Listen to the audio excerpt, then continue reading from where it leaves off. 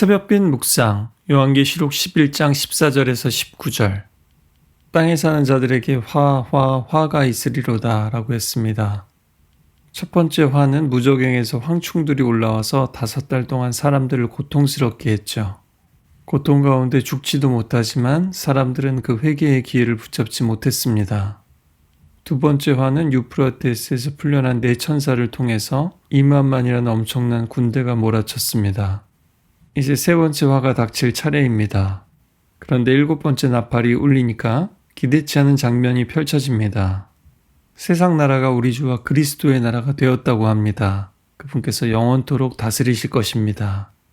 이렇게 하나님의 나라와 통치가 선포되고 장로들이 경배하고 심판과 상급이 주어지고 성전이 열리고 언약궤가 보입니다.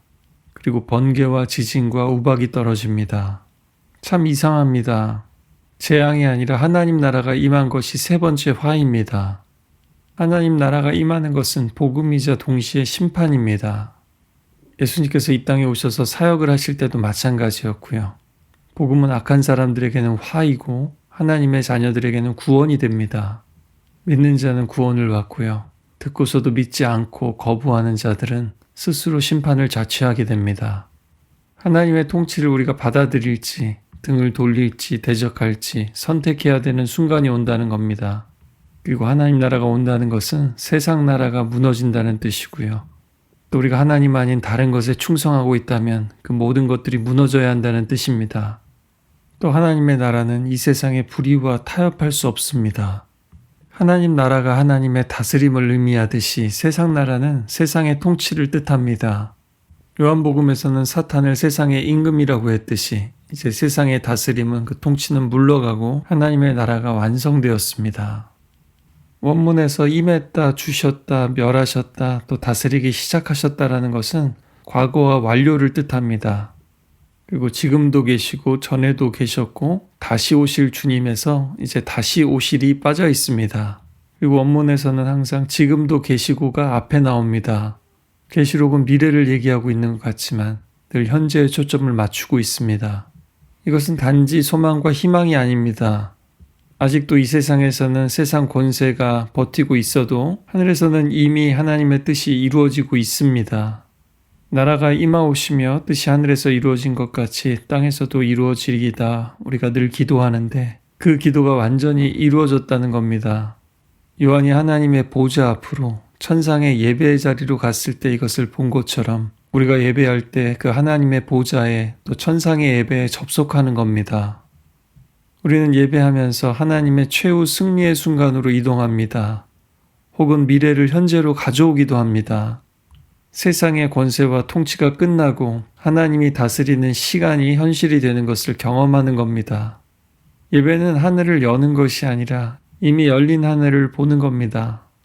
여러분은 예배를 드리면서 지금 여러분이 예배하고 있는 하나님이 마지막 날에도 우리의 예배를 받으실 하나님이라는 사실을 얼마나 느끼고 계십니까?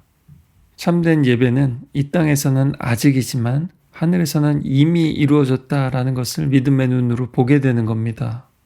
그것을 기대하고 기뻐하고 감사하고 찬양하고 엎드리는 겁니다. 그리고 이 땅에서 승리하고 이기고 남들을 짓밟는 것처럼 보이는 사람들 때문에 주눅이 들지도 않고 위축되거나 두려워하지도 않습니다. 이 복된 소식은 세상 뉴스에서 볼 수도 없고 소셜미디어에서 검색되지도 않습니다. 하지만 우리가 모여서 예배하는 이유가 사실 여기에 있습니다. 하나님이 왕이십니다. 하나님이 다스리십니다. 아무리 기세등등해도 정치도 정권도 잠깐이고 그렇게 경제 강국이라는 나라들도 고전을 면치 못하고 있고 독재도 결국 무너지게 됩니다.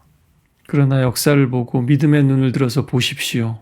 하나님의 나라는 그리고 그분의 교회는 수많은 고난과 환난 속에서도 묵묵히 앞으로 전진하고 있습니다. 그리고 완성되어 가고 있습니다. 이미 하늘에서 이루어진 것 같이 이제 땅에서도 이루어지고 있습니다. 24장로가 보좌에서 내려와 엎드려 경배합니다.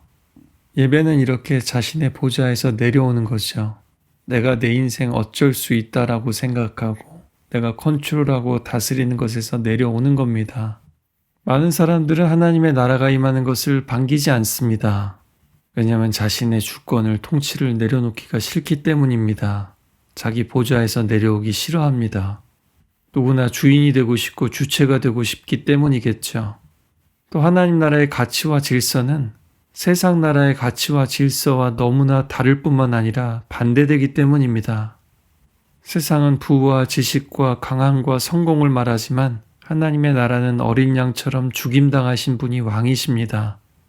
이 왕국은 국방력이나 경제력이나 리더십이 아니라 십자가를 통해서 완성되었습니다. 또 사람들 하나님의 나라뿐만 아니라 그 나라가 가져오는 최후의 심판을 불편해합니다. 이 세상의 악과 고통을 직면한 사람들은 하나님의 나라를 사모하게 되어 있습니다.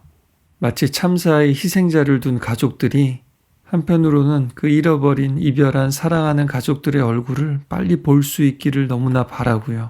한편으로는 그 못된 악인들이 심판받는 것을 빨리 보기를 원합니다. 모든 잘못되고 왜곡된 것들이 바로잡힐 날이죠. 그리고 하나님의 나라, 우리 예수님의 나라는 이 모든 것들이 마무리된다는 것을 뜻합니다. 불의한 자가 처벌받고 의로운 자들은 보상을 받을 것입니다.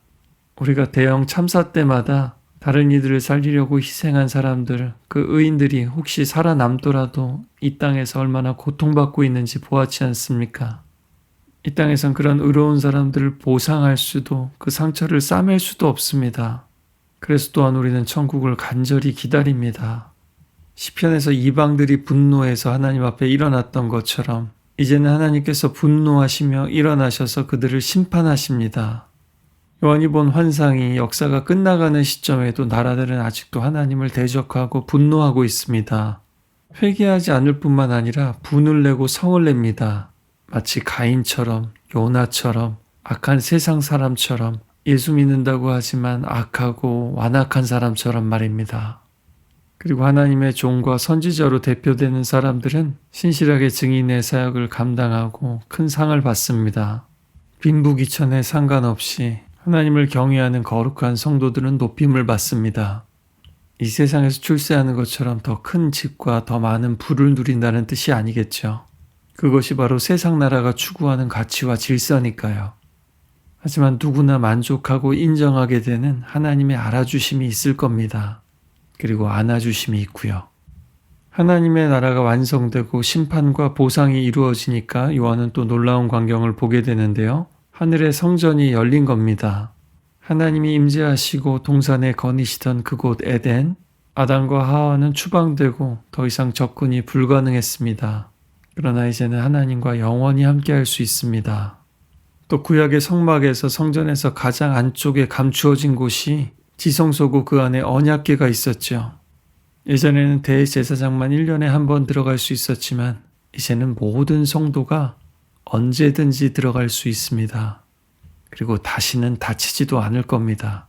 예수님께서 세례를 받으실 때 하늘문이 그냥 열린 게 아니라 갈라졌고요. 예수님께서 십자가에 돌아가실 때는 단지 휘장이 열린 것이 아니라 완전히 찢어졌습니다. 다시는 가리고 닫을 수 없게 말입니다. 우리와 다시는 멀어지고 단절되지 않겠다는 하나님의 의지가 느껴지십니까? 번개와 음성과 지진과 큰 우박도 출애굽께서 하나님이 나타나실 때 모습으로 두려워하라는 것이 아니라 하나님이 함께 하신다는 약속입니다. 하나님은 지금도 그 문을 활짝 열어두시고 우리를 그리고 잃어버린 영혼들을 기다리고 계십니다. 우리도 기다립니다. 나라가 임하오시며 뜻이 하늘에서 이루어진 것 같이 이 땅에서도 다 이루어지기를요. 우리는 하나님의 나라와 통치를 기다리는 사람들이고 뿐만 아니라 그 나라를 증언하고 그 나라를 살아내는 사람들입니다. 혹시 이렇게 기도하고 계시진 않습니까? 나라가 임하옵시며 그러나 대신 좀 천천히 내가 하고 싶은 거 이루고 싶은 거 다 이룬 다음에요. 그게 바로 하나님의 나라가 아니라 내가 세상 나라에 속했다는 가장 강력한 증거라는 것도 모른 채 말입니다. 요한계시록은 구약의 선지서와 마찬가지로 단지 미래에 대한 예언이 아닙니다. 그것은 벗겨내는 것입니다. 감추어진 진실을 우리가 보지 않으려 했던 그 진실을 드러내는 겁니다. 오늘도 이 진실 앞에서 믿음으로 반응하며 기대하며 기도했으면 좋겠습니다.